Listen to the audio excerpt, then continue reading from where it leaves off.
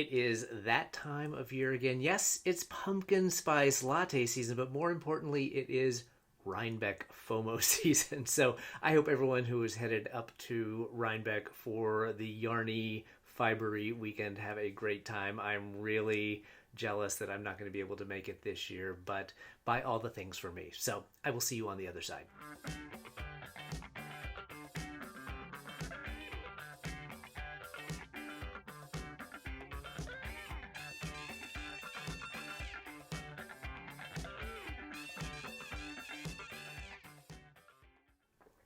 Hello and welcome to episode 51 of Gary Knits, Gary Rides, a Craftivism podcast at the intersection of doing things, at the intersection of making things and doing good. My name is Gary. I clearly need a little more caffeine.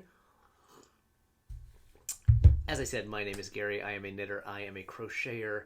I come to you every couple of weeks to show you what I'm working on and to share a few ideas that I have found to take our love of crafting and combine it with doing some good in the world. If you are new, thank you so much for checking out my channel. If you're a returning viewer, thank you for coming back. You can find everything that I am going to talk about today in the show notes below. Here is a QR code. If you're not watching this on your mobile device, you can scan that and be taken right to the Google Doc with all of the links for all of the things. You can also find me on social media at Gary Knits, Gary Rides on Instagram, and over on Ravelry as Gary Knits and Rides. We have a group for this podcast where we have threads about what we're working on, various contests that we may have going at any given point in time, and just some general fun. So go check that out as well. If you enjoy this, I would really love it if you could like, subscribe, share it with a friend. We are trying to continue to build this little community, and I could use all the help I could get. It is Rhinebeck Fomo season, as I mentioned. It's also Stephen West MKAL season. We have our own knit along that is going along simultaneously with the mystery knit along for Stephen West projects. I'll talk about that in a little bit.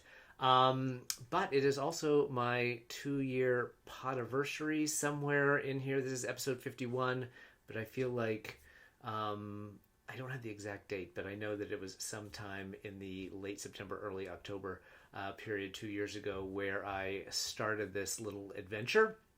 So to that end, my dog is scratching at the door. To that end, we are going to be doing a 2-year Podiversary giveaway.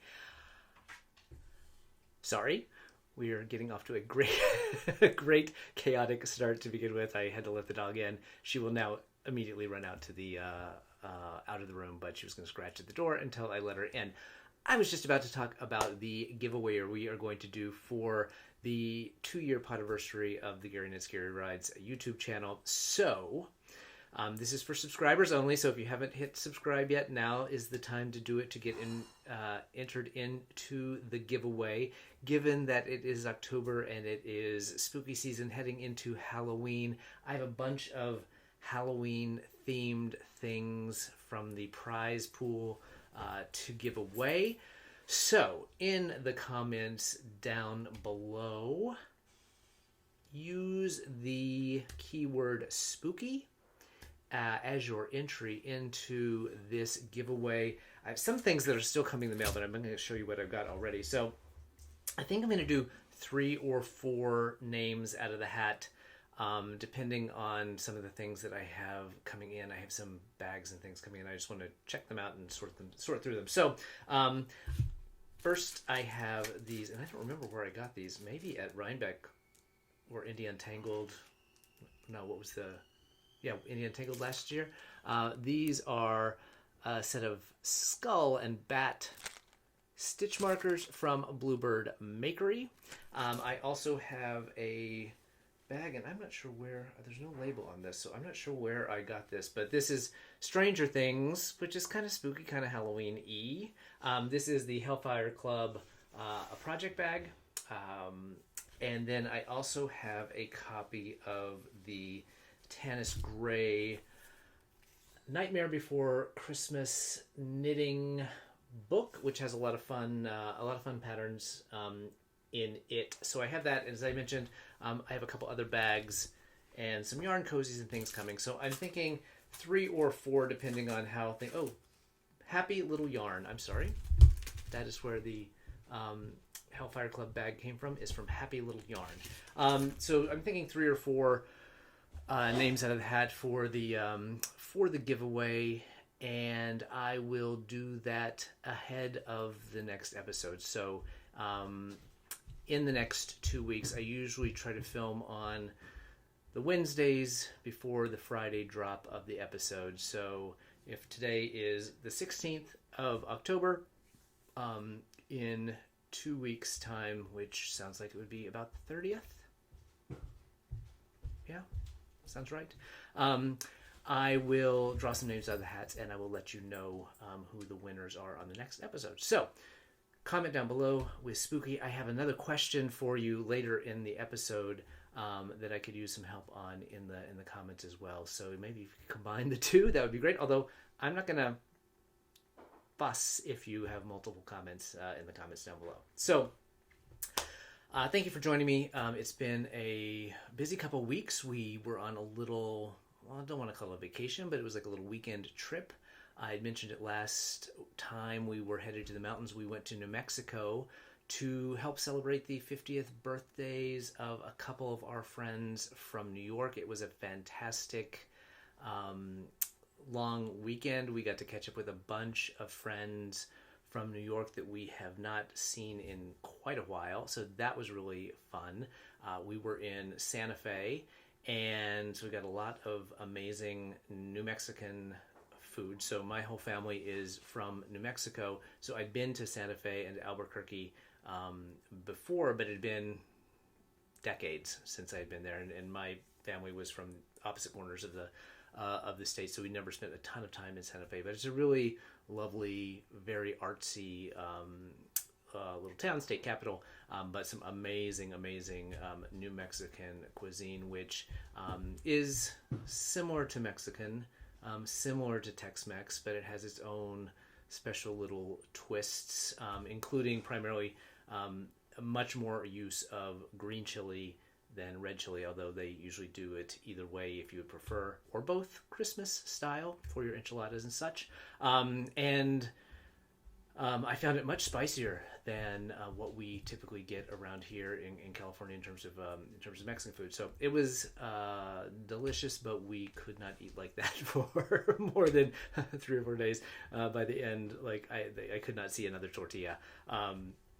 But while we were there, we went to a bunch of museums. As I mentioned, it's a very artsy town, tons of galleries, tons of museums.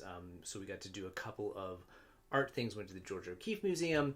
And then one of the events that the birthday boys had planned for everyone was a trip down to Albuquerque for the Balloon Fiesta. So it was the kickoff weekend of the Balloon Fiesta, which is a 9-day hot air balloon celebration that's been happening since the 70s, and just continues to get bigger and bigger and bigger. I think they said at the peak a few years ago they had 1,000 hot air balloons go up. This year it wasn't quite that big, but we went for one of the first weekend days, which they have this thing called the Mass Ascension, where they have hundreds and hundreds of balloons that go up, not exactly simultaneously because they kind of stagger them, but you see hundreds of balloons in the air at any given point in time. So it was a really cool event. It is a mob scene of people. I think they said over 1 million visitors come into Albuquerque each year for Balloon Fiesta. So it's a huge event. We had kind of a tour bus that was able to get us in and out relatively quickly, and we had tickets that allowed us to go to a place where there's some seating, but then you could just walk out on the field right up to the balloons, watch them inflate them, watch them stand right under them as they lifted off. And of course they're super colorful, and some of them are in these like really wild shapes. There was like a Darth Vader helmet, like Smokey the Bear, lots of different shapes. So it was a very cool experience.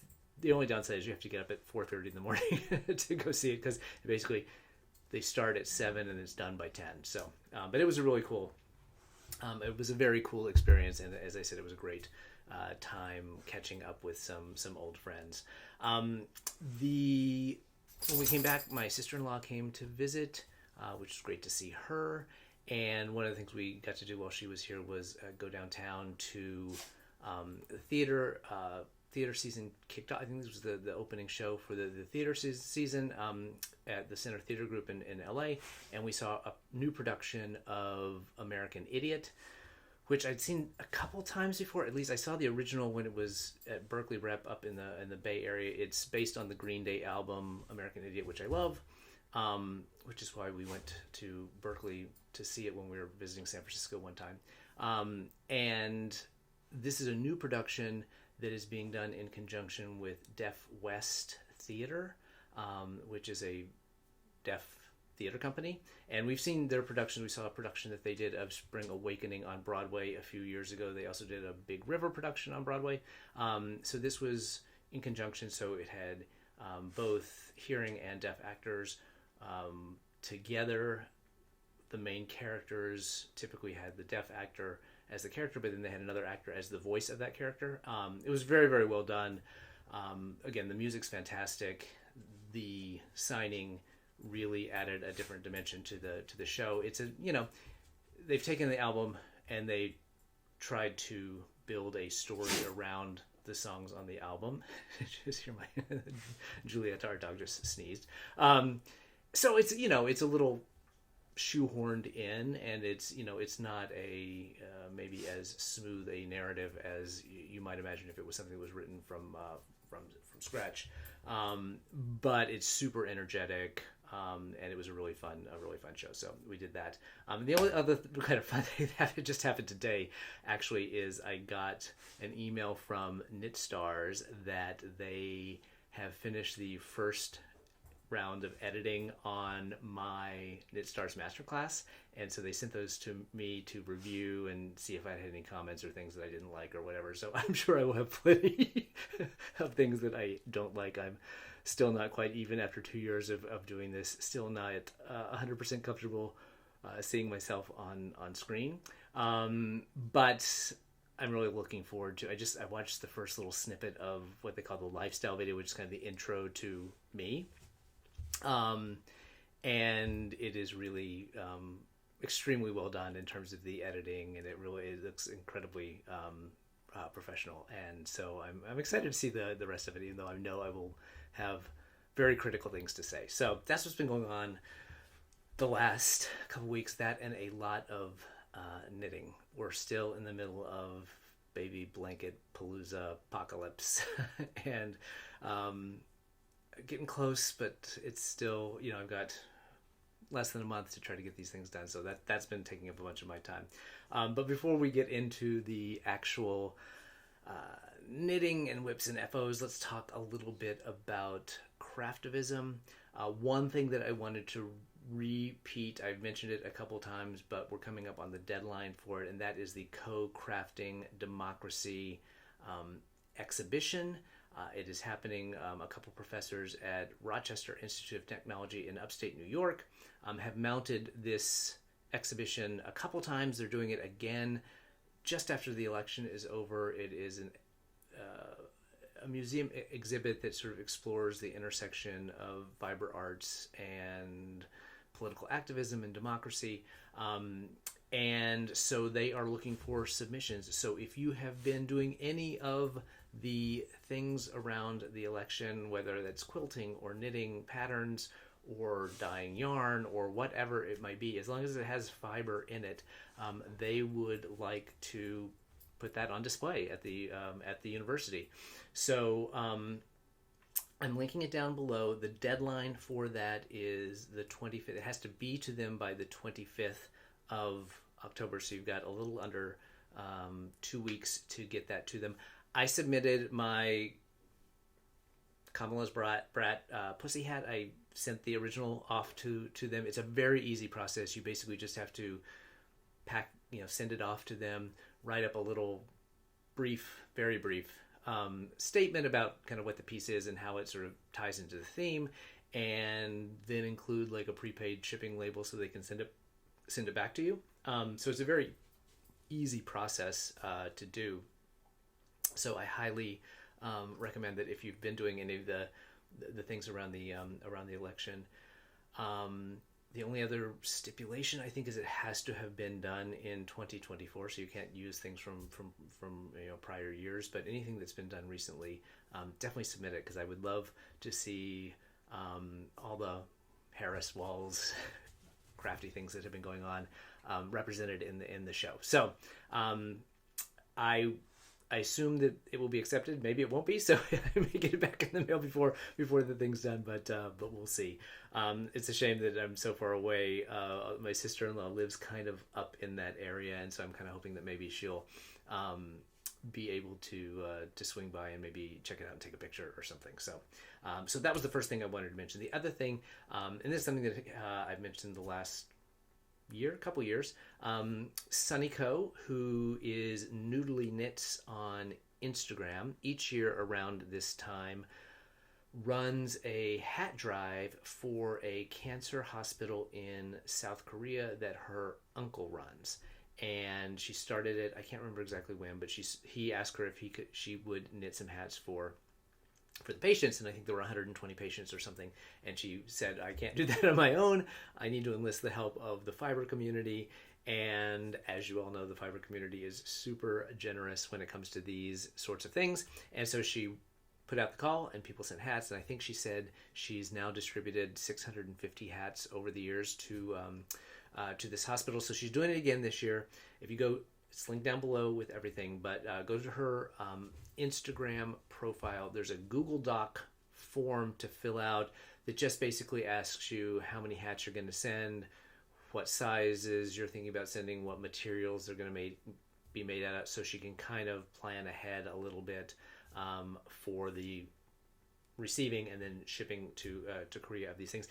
I think also depending on how many she receives, because I know in the last couple of years she's gotten way more than the hospital can use. I think she's also looking into potentially diverting some of those to some organization that is helping with the victims of Hurricane Helene and Milton to get hats to folks down there who may be needing those as well. So go check it out, Noodly Knits hat drive. I'm going to show you. I'm going to make a hat for her, and that's the other thing that I need a little help on. So the other things that I've seen that have come across my feed in the last couple of weeks, there is a crochet artist on Instagram as Carmen Community Artist, all one word, and she makes these amazing, I think mainly around New York City, these amazing crochet murals in various neighborhoods. And she just put out a request. She is working on a new mural.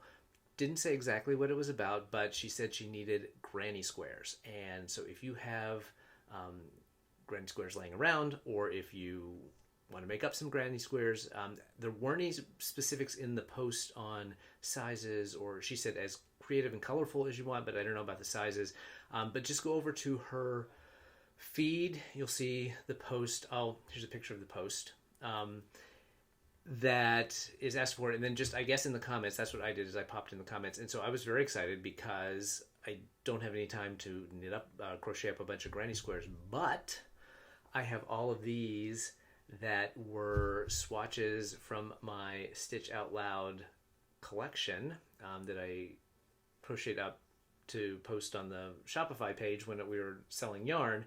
And they've just been sitting here kind of in a pile. I've used some of the knit samples as little coasters, but I wasn't sure what I was going to do with these. So I'm super excited that I can take something that helped me raise a bunch of money for AIDS Life Cycle and give it a second life as part of some beautiful crochet mural, I think, in the 5 boroughs of New York. So go check out Carmen Community Artist over on Instagram if you have spare granny squares or would like to knit up some crochet. I keep saying knit. Crochet up some granny squares for her.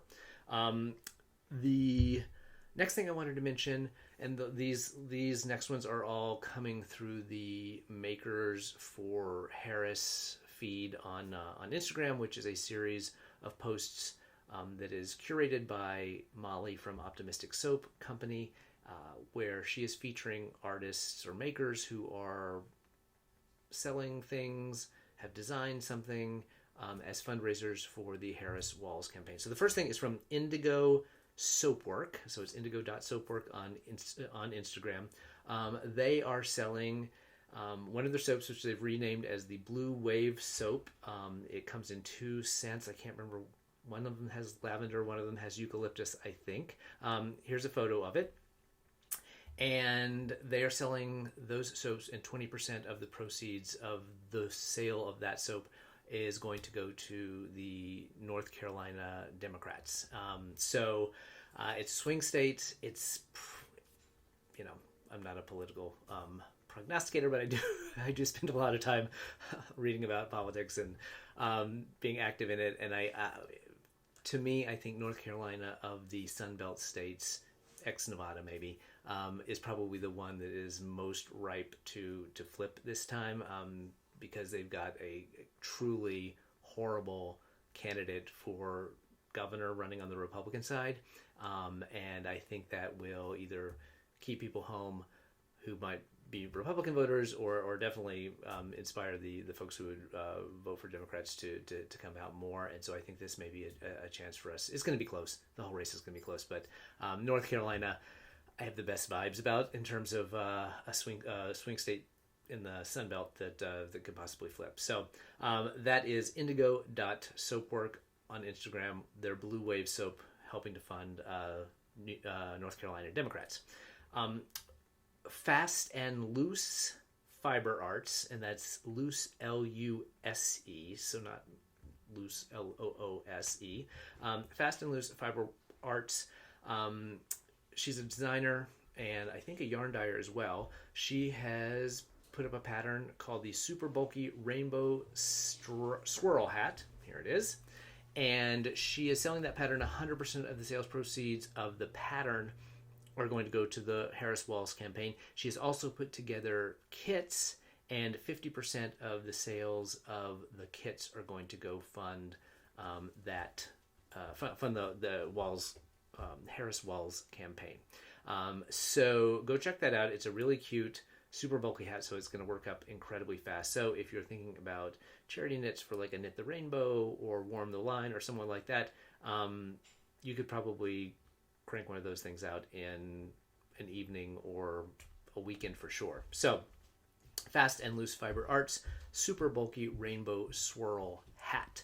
And last but not least, Up Studio Brooklyn has these really cute, of course it's warms my heart to see the little comma la, but these really cute stitch markers, the Vote Kamala stitch marker set. She's been selling those. I think she was at the King County Fiber Festival. I know she's going to be at, I think, Indie Untangled, one of the events. It's not Cake. I think it's going to be Indie Untangled up in Rhinebeck for the weekend, and she's going to have those there. But you can still get them on her website now. They will probably not ship until she's back from Rhinebeck. So go check those out. $10 per. I think the sets are $25, and $10 per set is being donated to the Harris Walls campaign. So that is Up Studio Brooklyn. Links down below. So that's it for Craftivism. I would just say, I'm about to cough. Just on a non-necessarily craft-related part of activism, that whatever you were doing in advance of this election, keep doing it.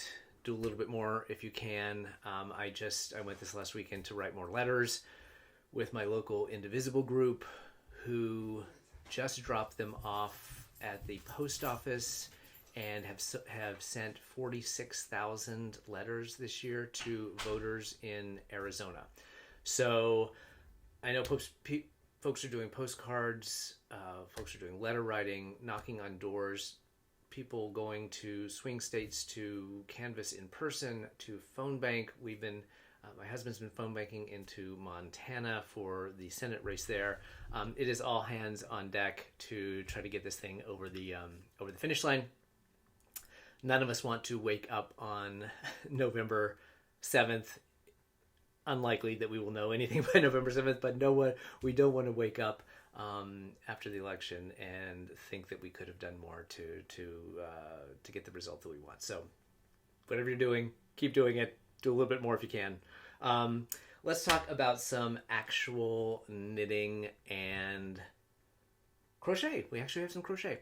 Not much to report on the FO front because I've got these 3 massive projects that are just going to take time to get done. I do have one small FO. I don't know if I showed it recently, but we went downtown for the theater, and so we had a couple hours in the car, and I was able to finish it up. It is the Wister hat. It is by Courtney Kelly of Kelborn Woolens. It's a really cool slip stitch swirl pattern. I did it in yarn from Knit Picks Chroma Twist Bulky in the colorway Lakefront. I've used that, not that particular color, but that yarn for lots of hats, and it's bulky, so it works up really quickly. Has a really cool kind of stripy marled effect, which I think is nice. So I knit that up. That is going. Actually, the reason why I only have a picture to show it, not the hat itself, is that was already shipped off to Warm the Line. I sent it to, I think it's called Parker Avenue Knits or Parker Avenue Yarn in Detroit. So if you go to the warmtheline.com website, they have a list of the various stores around the country that are accepting hats and scarves and gloves for Warm the Line, and they will get those out to their community partners to distribute before Election Day. I've mentioned it before, but we'll mention it again. Warm the Line is an organization that collects and distributes hats and scarves and gloves, cold weather accessories, and gets those to places where Republicans have tried to make it increasingly hard for folks to vote, especially brown and black folks, by making them stand in very long lines because they've closed down polling locations across the state, especially in areas where those underrepresented communities are living, and to try to discourage voting by making the lines really, really long in November when it can be cold and wet or both. And so Warm the Line has come in and works with community partners in those various locations to try to get hats and gloves and scarves to folks who might need them, to encourage them to stay in line and to be able to cast their votes. So it is terrible that we have to do these kinds of things. It should not be a chore or a challenge to vote. It should be the easiest thing that we do as Americans, but there are some folks out there that want to make it as hard as possible because they think that's the only way that they can win, I suppose. Anyway, so that hat was sent off to Detroit, so come through Michigan, stand in line if you have to, and get those votes cast. So that was my only FO. In terms of whips, kind of cycling through because I've shown some of them multiple times, so I'm not going to show my Crochet Blanket again. If you are following me on Instagram, you saw last Friday a installment of a new series that I am going to continue whenever I have problems, called FU Friday instead of FO Friday, and it's where I've effed up some project and I kind of walk through the fixing of it, identify the problem, and then talk about how I'm going to fix it. So there is very likely to be another installment of FU Friday this Friday because I just had a problem on one of these projects that you'll have to tune in over there to find out what it was and how we fixed it. So let's start with the biggest one, or one of the biggest ones. This is one of the 2 baby blanket projects that I am currently working on for a baby or babies that are due in November. So I'm on a time crunch. And it's been slow going this week. I have to say I've made some errors and just haven't had as much time as I had in the past couple weeks to know. So I'm a little behind the 8 ball in terms of where I would like to be this week. But the first one is the Flying Foxtails blanket. This is a Stephen West design. It is obviously brioche. I'm having a lot of fun with this. Not too many problems. Only a couple where I've had to really go back and fix things. You can see somewhere, I do have a lifeline in here somewhere. I can see it in here. I did do a few repeats back. I put one in. I think I talked about this before. I'm kind of torn on lifelines, honestly, in brioche, because it kind of just depends on where you put it and whether or not it's going to be worth it to rip out to it if your mistake is somewhere in between, or if it's going to be faster to tink back. I think I will put another one in after I finish this repeat. I also realized when I did the last one, I need to do it on a wrong side row where there's no increases or decreases, because that kind of makes it a little funky. So anyway, this I'm at almost exactly halfway through. So I just have a couple more rows in this repeat and I will be at the halfway point exactly. The white is Cascade 220. It's a DK weight shawl or blanket, and the purple, blue, pink is Magpie Fibers, Swanky DK, in from their Fiber Society Club from sometime this year. I think it's number 34. I had a bit of a panic that will get brought up on Friday. This is the project. So that's today, probably when you're seeing this. So head over to Instagram to hear the whole story. But I had a bit of a panic this last weekend because I was not quite to the halfway point. So I was in this repeat, but probably 5 or 6 rows back. And I finished my first skein of the Magpie Fibers yarn. So, based on what the pattern called for and based on the yardage in the skein, I thought I would have enough. I did not swatch, so I'm only to blame for the problem. But since it is a club colorway, it's not like I could just go to Magpie Fiber, and I mean sometimes they do have extra skeins that if you're a member of the club, there's a place you can go and you can buy old colorways, but this one was not available, of course. So I put out a call on Instagram, and the fiber community came through, as it often does for me. And Ancha from the Coven Collective, also is a club member, I suppose, but she had a skein of the colorway that I needed. So we did a barter swap for that. So that's on its way. It should be here this week. So I should be completely safe. I have 3 skeins of the Cascade, so I'm going to be fine on that front. But halfway point, I'm trying to get 8 rows done a day to get me to the finish line by sometime in the middle of November when that baby is due. So that is the Flying Foxtails blanket from Stephen West. The next thing, since we're talking about Stephen West, I mentioned up front that this is Mystery Knit Along season. I'm really enjoying seeing everyone's progress on the MKAL. Still not upset that I'm not doing it, although I think it, from what I've seen, and I haven't seen a lot of completely finished Clue 2s yet, but I actually liked Clue 1 for a 2-color shawl.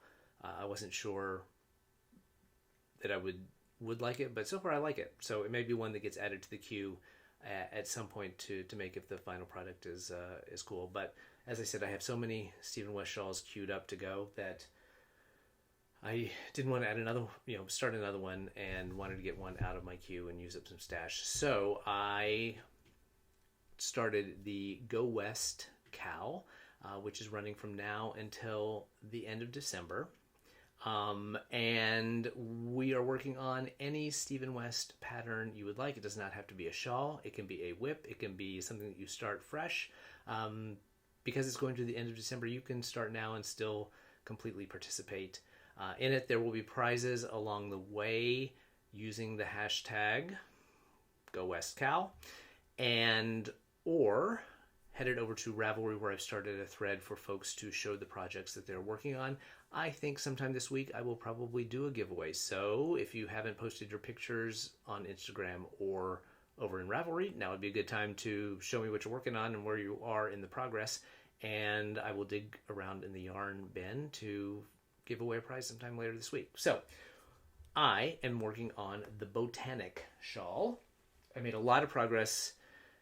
It's the beginning part of a shawl, so it goes really fast, but I made a lot of progress on it during our trip to Santa Fe, because the blanket projects were too big to take with me. So this is very subtle. It's a 2-color shawl, triangular shawl, slip stitch patterns.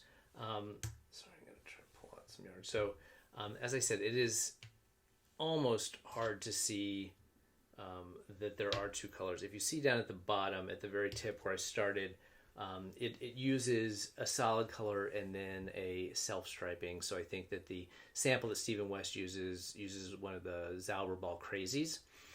But you could use, I mean, you don't have to use self-striping, you could use anything, but that's how it was designed.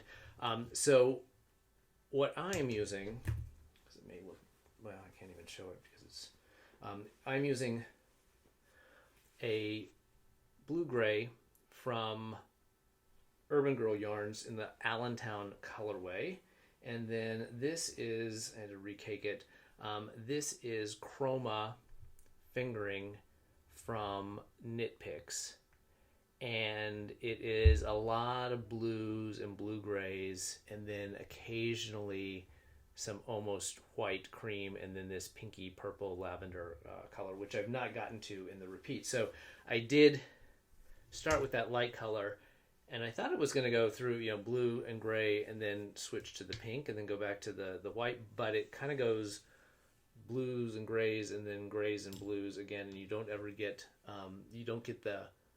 the pink and the white as often. So it's going to be extremely subtle. That said, it is going to be a color of shawl that I wear a lot. So it's a really fun, extremely easy to memorize pattern, and great TV knitting, great plane, train, automobile knitting, because once you've got the pattern memorized, which will literally take you 2 minutes, you just autopilot. So I'm having a lot of fun with it. It is not getting a lot of love right now. I have a couple of business trips early November, and it'll probably go on that. My hope is that I am completely done with one of these baby blankets, if not both, by then. Probably not both, I would say, but a boy can dream. And so this will probably be one of the things that comes with me on those trips, because they both involve decent amount of playing time, which is my favorite knitting time ever. So that is the second Stephen West for my Go West KAL project. I guess stick with the knit along theme, and then we'll finish up with baby blanket again. Bookended baby blankets. I'm also participating in Clapotis Fest, which is being run by Knitty Magazine to celebrate the 20th anniversary. 20th?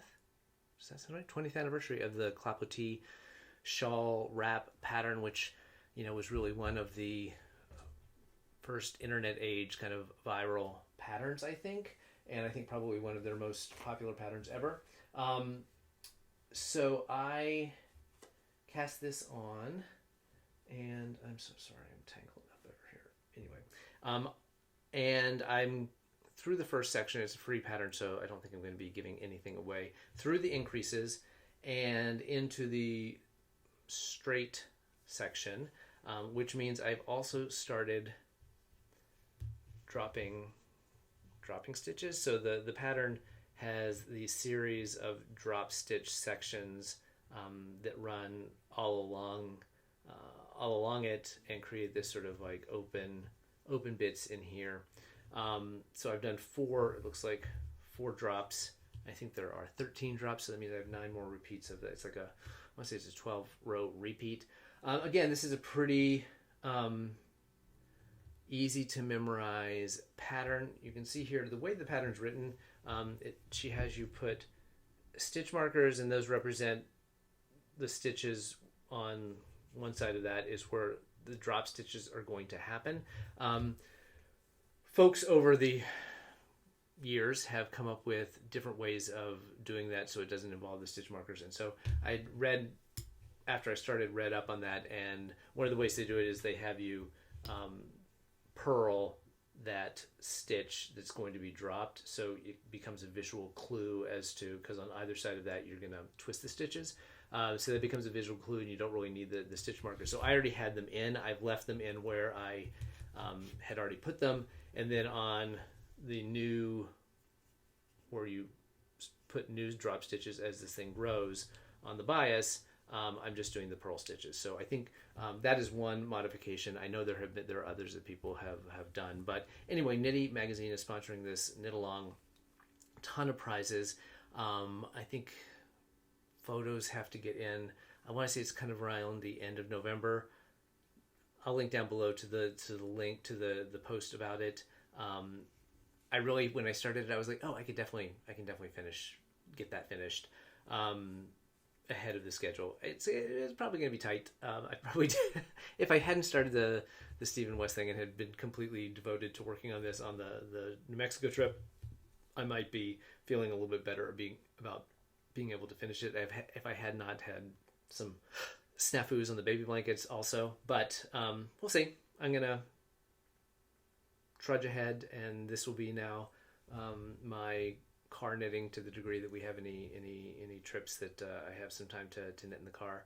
And if I get completely bored with the baby blankets, I'll work on this one, because it does have a closer deadline than the Go West KAL. Not that I really care if I finish the Go West KAL by the end of December or not, but that's the plan. So that is the clapper tee. Oh, I should have mentioned the yarn I'm using. So I'm doing it in its original form, which calls for Aran weight, worsted weight, heavy worsted yarn. This is Lola Bean Yarn Co. Aran weight and the Wakabi colorway from her Black Panther collection from a couple years back. And I think it's going to be a great fall palette with these oranges, and I think it's going to be big, and because it's Aran weight, it's going to be pretty heavy, although I think that the drop stitch sections will help lighten it up a little bit. So it's going to be a little bit heavier than most of the wrap shawls I have, but I think I'll still get some use out of it in the wintertime. Even here in the house, I often want to wrap up something. So that is the Clapo Tea Fest Clapo Tea.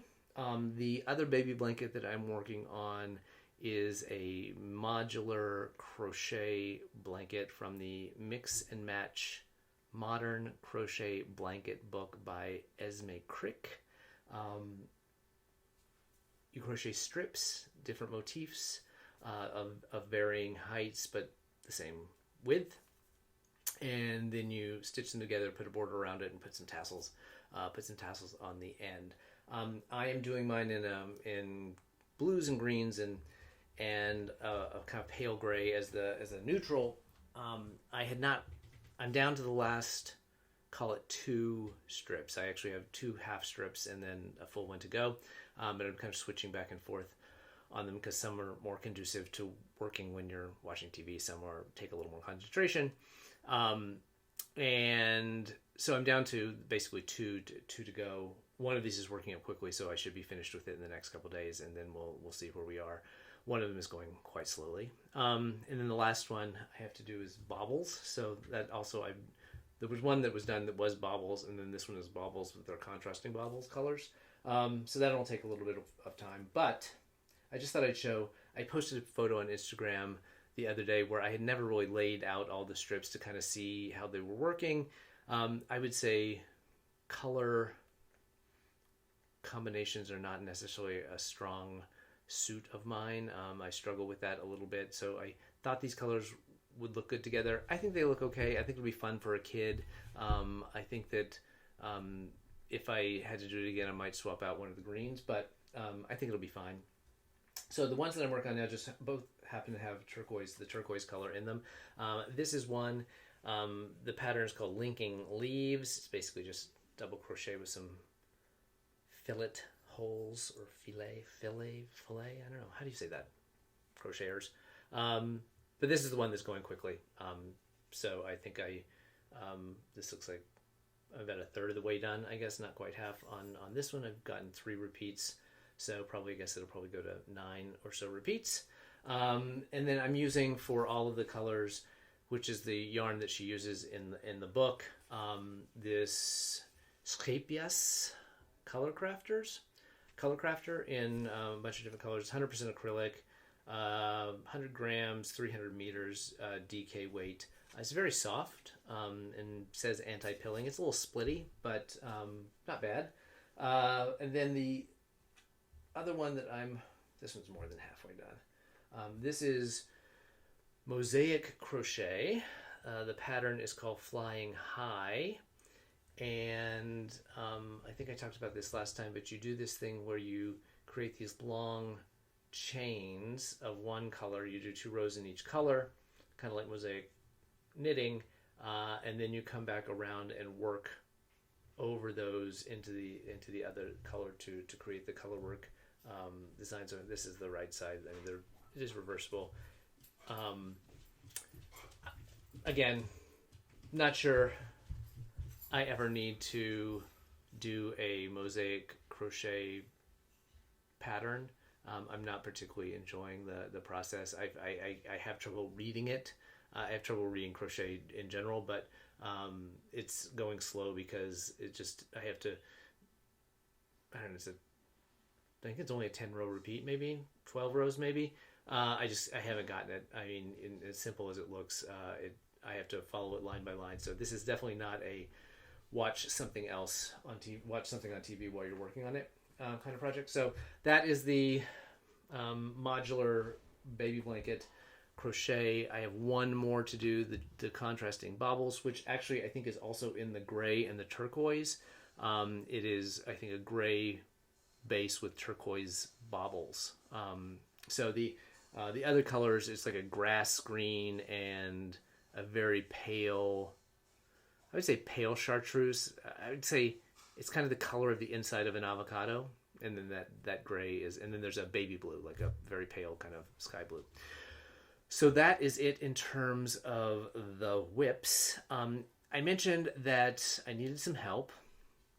I want to make a hat for Sunny, for Noodly Knits, for her hat drive. I want to use this yarn, which is Big Twist from Joanne. Last summer, I feel like, during Pride Month, they put all of their, although they don't call them Pride yarns, it was all the yarns in the Pride, to various Pride flags. So this one is actually called like Serenity. Yeah, Serenity, even though it's the bi Pride flag colors. So I don't know if bi folks consider themselves particularly serene or not, but that's what Joanne thinks. Anyway, this is the yarn I want to use, 100% acrylic, worsted weight.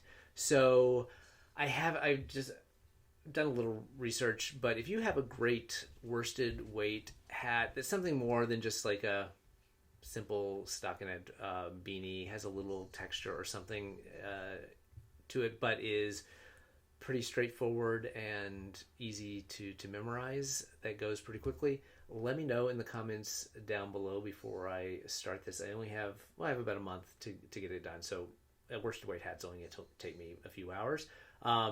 So comment down below what your favorite go-to worsted weight hat pattern is, and I will take a look at those, and if you point me in the right direction, you might get a little surprise from me. So thank you in advance for that.